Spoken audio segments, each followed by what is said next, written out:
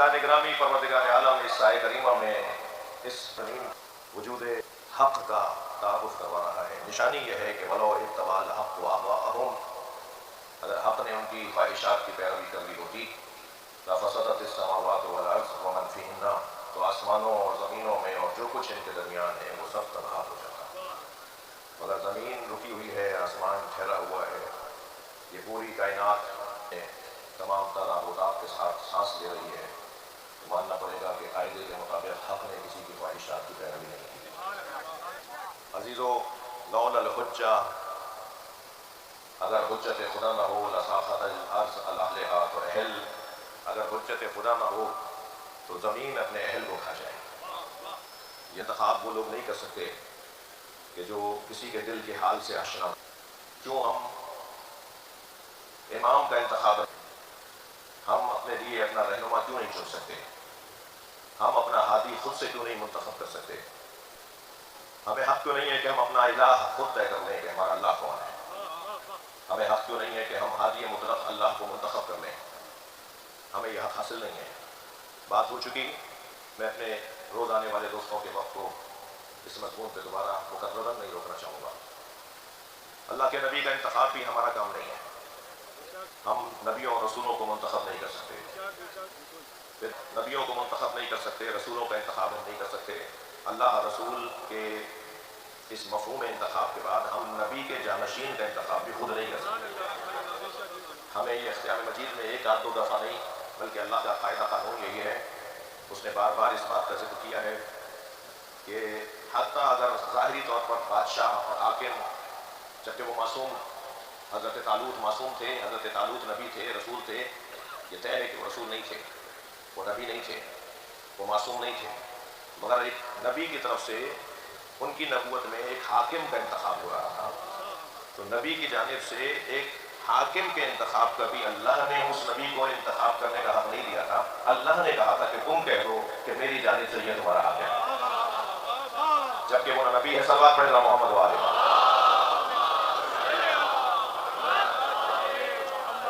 جہاں قال نبیہم، جب ان کے نبی نے ان سے کہا کہ قد جعل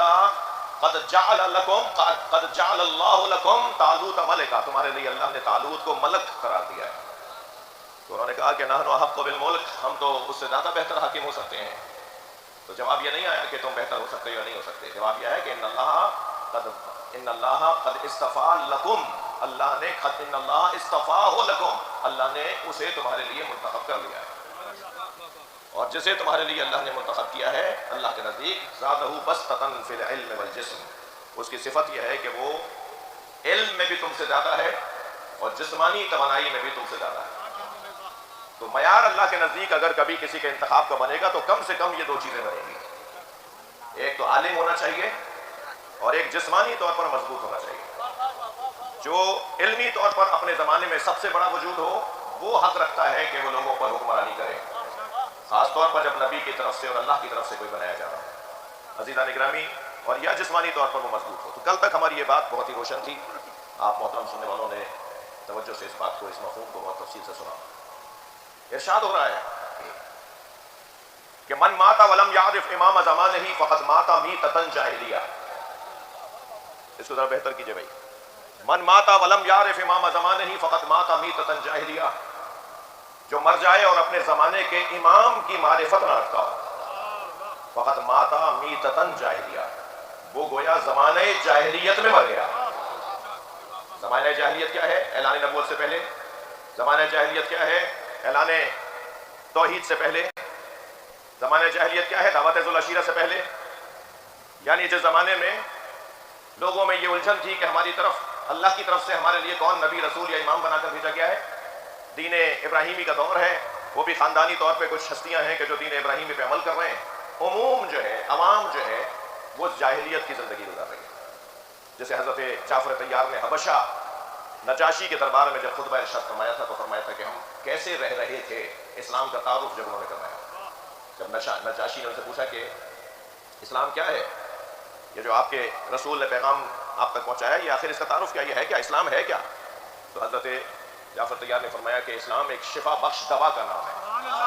صلوات پڑھ اللہ محمد وآلہ۔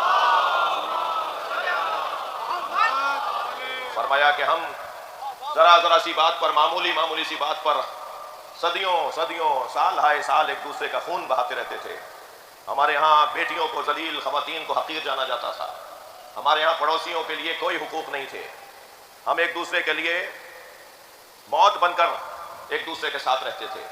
کوئی تہذیب، کوئی اقدار، کوئی اخلاقیات ہمارے یہاں حاکم نہیں تھے. ہم بظاہر انسان کہلاتے تھے، مگر ہمارے یہاں جانوروں سے زیادہ بے ہنگمی تھی اور حیوانیت کا دورہ تھا. ایسے میں ایک وجود سامنے آتا ہے اور اس نے آ کر کہا میں اللہ کا رسول ہوں اور اللہ نے تمہارے لیے مجھے بھیجا ہے اور اللہ نے تمہارے لیے مجھے یہ کہہ کر بھیجا ہے. پھر اس پر قرآن کی آیات نازل ہونے لگیں اور پھر اس نے ان آیات کو پڑھ کر ہمیں آدمی اور گوشت کے لوٹڑے سے انسان بنایا. تو وہ جو زمانے جاہلیت، جو ابھی صلوات پڑھے ذرا محمد والے، ایک اور بلند صلوات پڑھیے.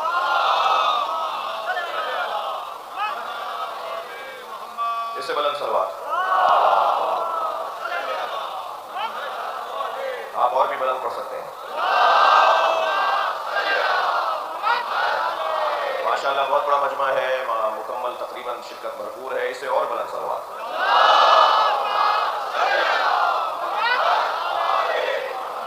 تو وہ جو امام جس کی معرفت کے بغیر گویا مرنے والا، وہ جاہلیت کی موت مر رہا ہے، گویا زمانے جاہلیت کی موت مر رہا ہے.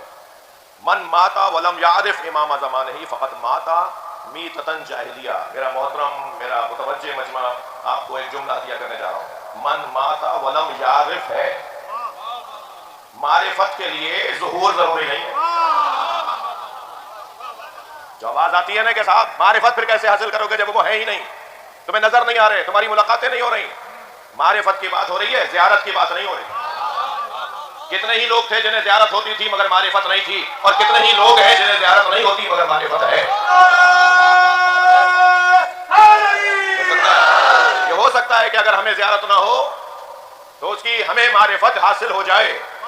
ہم اپنے امام، ابھی پچھلے محرم کے بعد اور اس محرم کے درمیان عالمی سطح پر ایک شخصیت کی رحلت ہوئی، اور اس کے بعد بعض لوگوں نے ہمارے درمیان ہی شک و شبہات کو ڈالنا شروع کیا کہ امام تو حاضر ہوتا ہے، امام کو تو حاضر ہونا چاہیے. امام کا حاضر ہونے کا کیا مطلب ہے؟ دو جملوں میں اپنے محترم مجمع کو متوجہ کرنا چاہوں گا، خاص طور پر جوانوں کو متوجہ کرنا چاہوں گا. ہمارا امام حاضر ہے، ظاہر نہیں ہے. حاضر ہونا اور ہے، ظاہر ہونا اور ہے. اتنا بڑا مجمع یہاں حاضر ہے یا نہیں؟ سب مجھ پہ ظاہر نہیں ہے. تھوڑی گردن ہلانا بات جا رہی ہو تو. اتنا بڑا مجمع یہاں حاضر ہے یا نہیں؟ سب ایک دوسرے پہ ظاہر نہیں ہے. جو حاضر ہو ضروری نہیں ہے وہ ظاہر بھی ہو. ہمارا امام حاضر ہے، ظاہر جب ہوگا جب ہم پہچاننے لگ جائیں. میں زیادہ اس موضوع پر بات نہیں کرنا چاہتا. ممبر عمومی ہے، سب کو جوڑنے کا کام اس ممبر کا کام ہے، لیکن صرف اتنا کہتا ہوں آگے بڑھوں گا کہ مکتب چلانا اور ہے، کمپنی چلانا اور ہے. یہ مکتب ہے جسے مکتب اہل بیت کہا جاتا ہے. صلوات ہم یہ کریں محمد و آل محمد.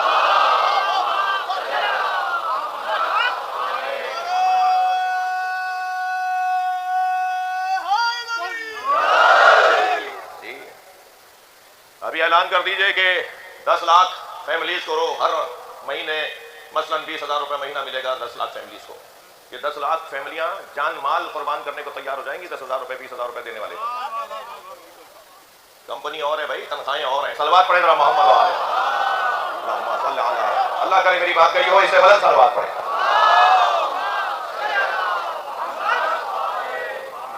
جی اگر کوئی اس انداز سے سوچ رہا ہے صاحب العصر کے لیے، اور اس انداز سے سوچ رہا ہے کسی اور شخصیت کے لیے، تو وہ کیا منہ دکھائے گا مولا کائنات کو؟ کیا مولا کائنات کے زمانے میں بھی ایسا ہی تھا؟ جی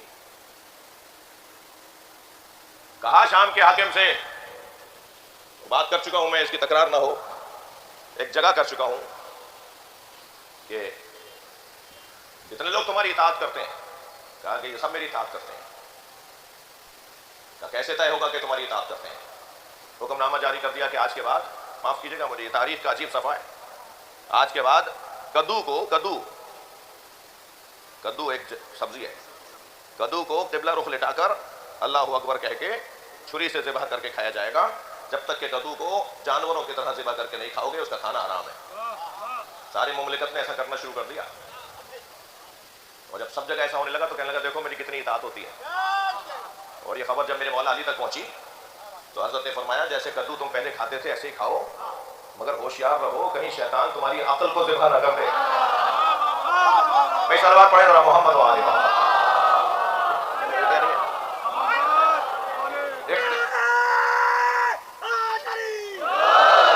اختیارات کے ساتھ جینے کا حق دینا اور ہے، عقل اور عقلائی انداز سے جینے کا حق دینا اور ہے، با اختیار معاشرے کو لے کے چلنا اور ہے.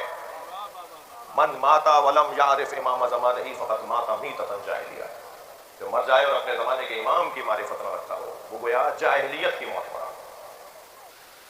عجیب حسین خوبصورت روایت آپ کو ہدیہ کرنے جا رہا ہوں. سورہ مبارکہ زاریات کی 54ویں آیت کی تفسیر پوچھی گئی میرے مولا امام حسین علیہ السلام سے. وما خلقت الجن والانس الا ليعبدون. تکیے تو نہیں ہے؟ سن رہا ہے میرا محترم مجمع؟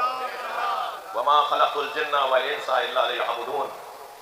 وما خلقت الجن، اور نہیں خلق کیا میں نے جنوں کو، والانس انسانوں کو، الا ليعبدون مگر اس لیے خلق کیا کہ وہ عبادت کریں. یہ کتنی مشہور حدیث آیت ہے، کتنی مشہور آیت ہے سورہ ذاریات کی. وما خلقت الجن والانس الا ليعبدون. اس آیت کی تفسیر پوچھی امام حسین کے اصحاب نے. روایت کہتی ہے کہ خرج الحسین علی اصحابہ، حضرت نے فرمایا کہ میں سب کو جمع کروں، میں کچھ خطاب کرنا چاہتا ہوں. جب سب جمع ہوئے تو حضرت نے خطاب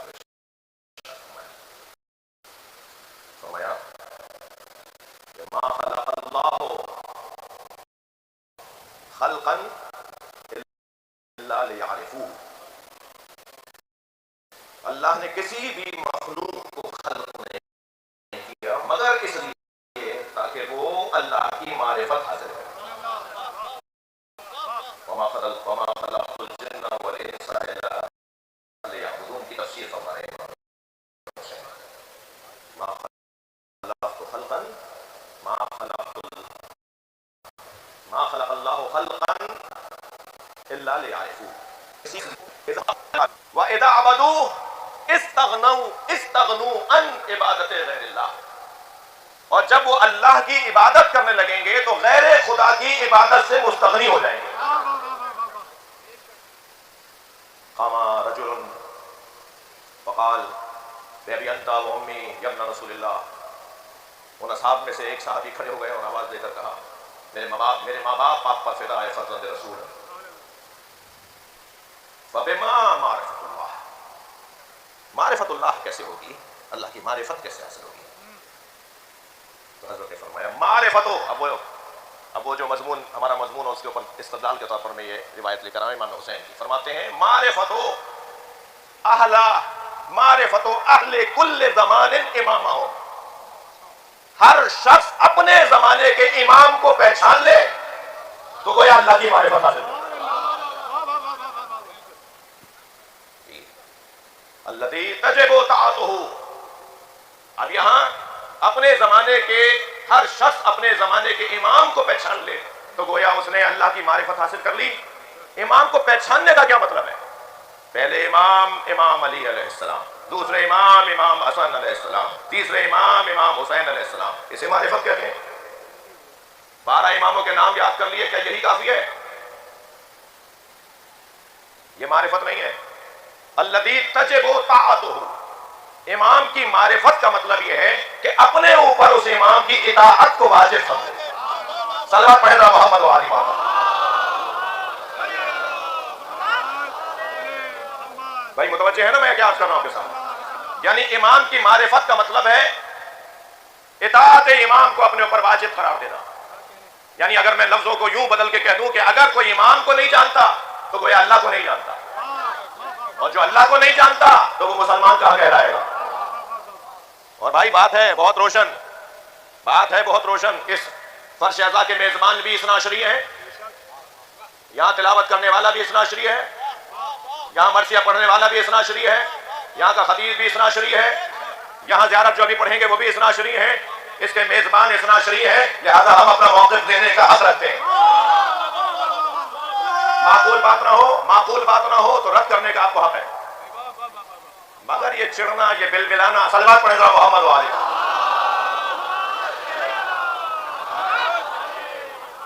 کہ صاحب یہ انکار کر دیا، یہ توہین کر دی، وہ یہ کر دیا. ہم اپنا موقف دے رہے ہیں بھائی، ہم اپنی بات کر رہے ہیں، ہم اپنی تعلیمات کو بیان کر رہے ہیں. آپ کو معقول لگے، اچھی لگے لے لیجیے گا، نہ لگے تو جواب دے دیجیے گا. یہ کیا بات ہوئی؟ کیا سمجھتے ہیں کہ آپ کی ان دھمکیوں سے ہم غدیر پڑھنا چھوڑ دیں گے؟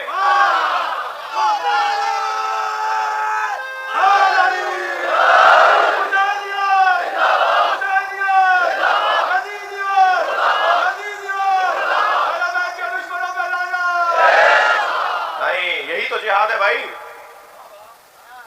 ہاں، اگر غدیر کو نہ بھلایا گیا ہوتا تو کربلا نہ ہوتی.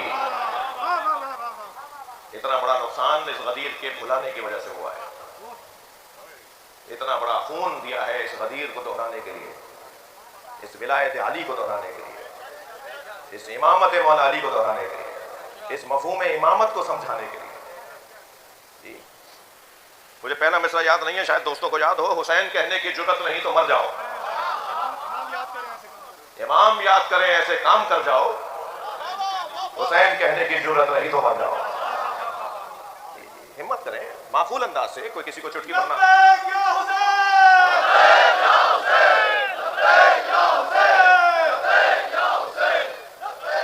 بلند سلوات.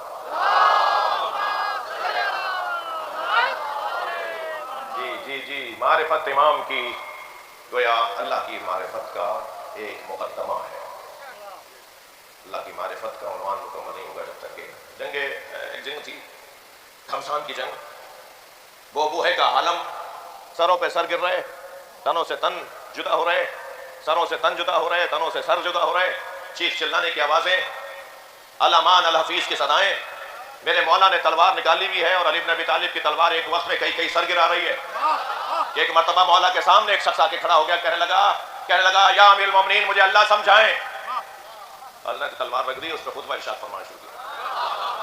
توجہ چاہوں گا آپ سے. تو ایک محترم صحابی کی آواز آئی، اس صحابی کو آواز دے کر کہ یہ کوئی وقت ہے، جنگ ایسی گھمسان کی ہے، تم علی سے سوال کر رہے ہو کہ اللہ سمجھائیں. میرے مولا نے اسے دیکھ کر، جو ٹوک رہے تھے انہیں دیکھ کے فرمایا اسے بولنے دو، یہ ہماری جنگ توحید کے مسئلے پر ہی ہے. اگر انہوں نے اللہ کو سمجھ لیا ہوتا تو مجھ سے لڑنے نہ آتے. صلوات پڑھے محمد و آل محمد. جی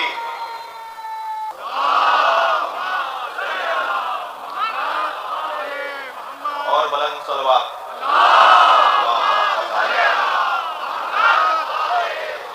دیکھیے یہ میرا، ہمارا، آپ کا، اس مجمع کا، اس ممبر کا عقیدہ ہے. اس کو معقول اور انتہائی مدلل انداز سے اپنی تعلیمات کی روشنی میں بیان کرنے کا مجھے آتا ہے. اللہ کو حق انتخاب کیوں ہے؟ توجہ ہے، اللہ کو حق انتخاب کیوں ہے؟ اس لیے کہ وہ ارشاد فرماتا ہے وَرَبُّكَ. بھائی بس کریں نا، بھائی حسن بھائی بس کریں.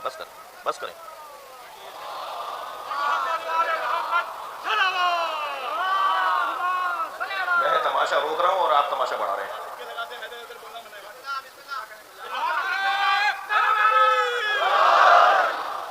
دنیا کون دیکھ رہی ہے، کہاں تک بات جا رہی ہے، کیوں خاموش سے ہو گئی باتیں ہو گئی.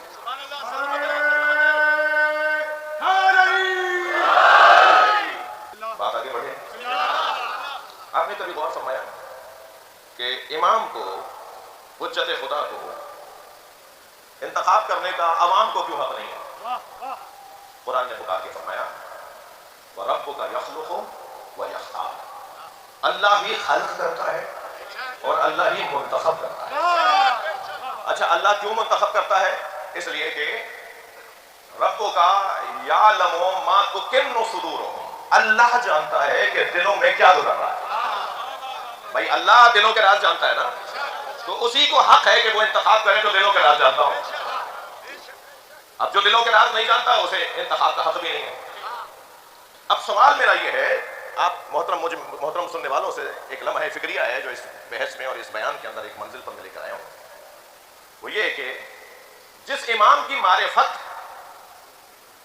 گویا اس کی اطاعت کے وجوب کے مترادف ہے، یعنی امام کی معرفت کا مطلب ہی نہیں مگر یہ کہ اس کی اطاعت واجب ہے. صحیح ہے؟ یعنی میں نے اب تک یہی بات کی آپ سے، یعنی امام کی اطاعت واجب ہونا گویا اس کی معرفت ہے. امام کی معرفت کا مطلب پہلے امام سے لے کر 12ویں امام تک کے نام یاد کر لینا نہیں ہے، بلکہ امام کی معرفت کا مطلب یہ ہے، توجہ، امام کی معرفت کا مطلب یہ ہے کہ ان کی اطاعت واجب ہو. اب دیکھیے، جس کی اطاعت واجب ہے، جس کی اطاعت واجب ہے، اس کے لیے یہ کتنا روشن پیغام ہے کہ وہ مطاع مطلق ہے. یعنی جو وہ کرے گا، جو وہ کہے گا، اسے ماننا لازم ہے.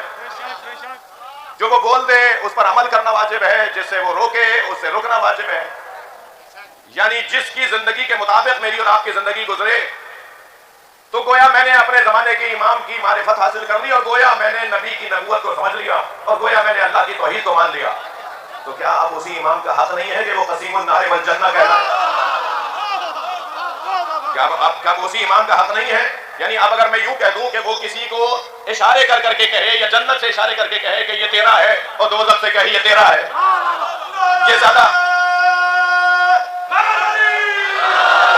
زیادہ آسان کام ہے، یا یہ زیادہ مشکل کام ہے کہ اس کی اطاعت کے ذریعے سے جنت کا راہی بنے، اس کی اطاعت کے نہ کرنے پر لوگ دوزخ کی طرف چلے جائیں؟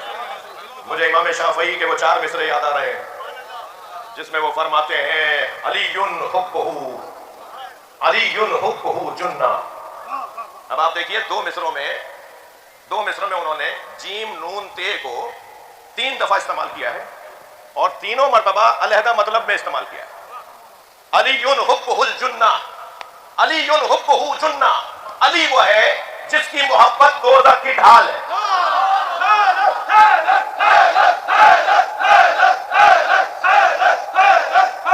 علی حبہ جنہ، جس کی محبت، امام شافعی ہے بھائی. 4 بڑے ہمارے بھائیوں کے بڑے ناموں میں ایک نام امام شافعی. فرماتے ہیں علی وہ ہے کہ جس کی محبت جنہ یعنی ڈھال، سپر ہے، ڈھال ہے، اس تک دوزخ کی آگ نہیں پہنچے گی جس کے دل کا مالک علی ہو. علی حبہ جنہ قسیم النار والجنہ. بھئی یہ مصرے کے اس دوسرے حصے کی خاطر میں آپ کو 2 شعر سنا رہا ہوں، 2 مصرے سنا رہا ہوں. پہلے مصرے کے اندر فرماتے ہیں علی حبہ جنہ قسیم النار والجنہ. امام شافعی نے فرمایا ہے کہ علی جنت و دوزخ کا بانٹنے والا ہے. ان کی اطاعت کرو گے تو جنت، ان سے بغاوت کرو گے تو دوزخ. میرے مولا امام علی رضا علیہ السلام صلوات دیا کرے مولا کی. کچھ بیچ میں 4-5 منٹ میرے ضائع ہو گئے، اگر میں 5 منٹ زیادہ بولوں تو برداشت کیجیے گا. جی میرے مولا کا دربار ہے، اور امام الرشید برابر میں بیٹھا ہوا ہے کہ ایک مرتبہ کسی نے آواز دے کر کہا آپ کا عقیدہ یہ ہے کہ علی قسیم النار والجنہ؟ میرے مولا رضا نے فرمایا ہمارا عقیدہ ہی نہیں ہے، یہ فرمان مصطفیٰ ہے. یا علی انت قسیم النار والجنہ، یا علی تم جنت و دوزخ کے تقسیم کرنے والے ہو. تو مامون الرشید کی آواز آئی، سوال تو کسی اور نے کیا تھا، مگر مامون الرشید کی برابر سے آواز آئی، اے فرزند رسول یہ حدیث مجھے سمجھ میں نہیں آتی. حضرت نے فرمایا تمہیں یہ حدیث سمجھ میں نہیں آتی تو میں ایک اور حدیث سناتا ہوں جو اس حدیث کو سمجھائے گی. ہاں، جیسے قرآن کی ایک آیت دوسری آیت کی تفسیر کرتی ہے نا، ایسے نبی کی ایک حدیث دوسری حدیث کی تشریح کرتی ہے. حضرت نے فرمایا تمہیں یہ حدیث سمجھ میں نہیں آتی کہ علی جنت و دوزخ کے تقسیم کرنے والے ہیں؟ تو یہ حدیث تو سمجھ میں آتی ہے نا کہ سرکار نے فرمایا یا علی حب کا ایمان و بغض کا کفر. یا علی تم سے محبت کرنا ایمان ہے، تم سے محبت کرنا ایمان ہے، تم سے نفرت کرنا کفر ہے. جو علی سے محبت کرے گا مومن ہے، جنت میں جائے گا. جو علی سے نفرت کرے گا کافر ہے، دوزخ میں جائے گا.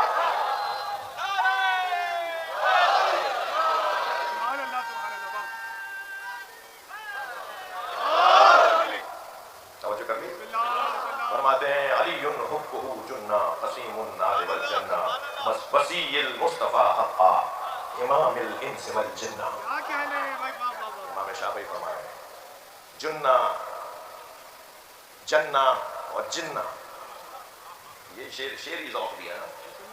جنہ یعنی ڈھال، جنہ یعنی جنت، جنہ یعنی جن. امام الانس والجنہ، علی وہ ہے جو انسانوں اور جنوں کا امام، جو انسانوں اور جنوں کا امام ہو، جو قسیم النار والجنہ ہو. وہ ہے کہ جس کی اطاعت واجب ہے. وقت ہو گیا، گفتگو کل آگے بڑھے گی انشاءاللہ.